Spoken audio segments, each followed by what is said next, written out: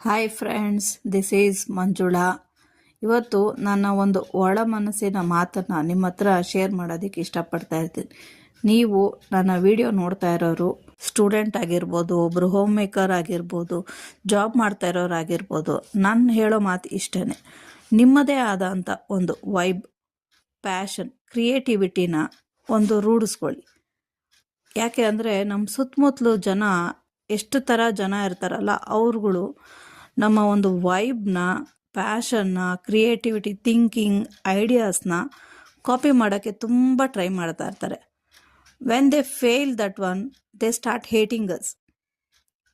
ಮತ್ತು ನಮ್ಮ ಒಂದು ಐಡಿಯಾಸ್ನ ಆಗಿರ್ಬೋದು, ನಮ್ಮ ಒಂದು ಪ್ಯಾಷನ್, ಕ್ರಿಯೇಟಿವಿಟಿ, ವೈಬ್ಸ್ನ ಅವರು ಅಳವಡಿಸ್ಕೊತಾರಲ್ಲ, ಆವಾಗ ನಮ್ಮ ಡಿ ಬಾಸ್ ಡೈಲಾಗ್ ನೆನಪಾಗುತ್ತೆ. ಥೂ, ಎಂಥ ಚೀಪ್ ಜನಗಳೆಲ್ಲ ಇರ್ತಾರಲ್ಲ ಅನಿಸುತ್ತೆ. ಬಟ್ ಅವ್ರು ನಮ್ಮ ಇದನ್ನು ಬಳಸ್ಕೊತಾ ಇದ್ದಾಗ you are a trend setter ಅಂತ ನನ್ನ ಒಳ ಮನಸ್ಸು ಖುಷಿ ಪಡ್ತಾ ಇರುತ್ತೆ. Some people try to matches.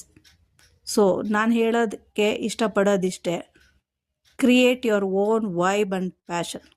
B a trend setter, don't wait to trend to reach you.